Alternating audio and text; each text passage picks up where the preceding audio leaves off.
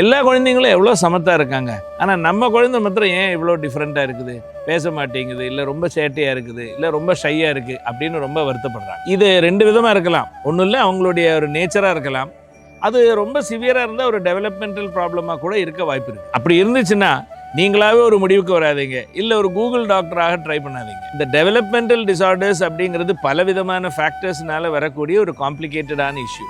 அதை பற்றி ஒரு கிளியரான ஒரு முடிவுக்கு ஒரு ப்ரொஃபஷனல் அசஸ்மெண்ட் வழியாக தான் வரணும். இந்த டெவலப்மெண்டல் டிசார்டர்ஸில் ADHD, autism, Down syndrome, cerebral palsy, இப்படி நிறைய ப்ராப்ளம்ஸ் இருக்குது. ஸோ ஒரு ஸ்பெஷலைஸ்டான டெவலப்மெண்டல் நியூராலஜி சென்டருக்கு கொண்டு போய் ஒரு ப்ராப்பர் இவாலுவேஷன் பண்ணினா தான் எக்ஸாக்ட்லி இது என்ன ப்ராப்ளம்ங்கிறத ஐடென்டிஃபை பண்ண முடியும். அதை ஐடென்டிஃபை பண்ணியாச்சுன்னு சொன்னால் அதுக்கு ரெகுலரான supportive care along with the professional advice பண்ணிட்டு வந்தால் அந்த குழந்தைங்களோட வாழ்க்கையில் பெரிய இம்ப்ரூவ்மெண்ட் வரக்கூடிய வாய்ப்பு இருக்குது. ஸோ நம்மளை நம்பி இந்த உலகத்துக்கு வரக்கூடிய குழந்தைங்களுக்கு வாழ்க்கை சரியாக அமையணும்னா நம்ம மனசை போட்டு குழப்பிக்காமல் ஸ்ட்ராங்காக இருந்து அவங்களுக்கு தேவையான சப்போர்ட்டு ப்ரொஃபஷனல் அட்வைஸோடு கொடுக்கறது ரொம்ப அவசியம்.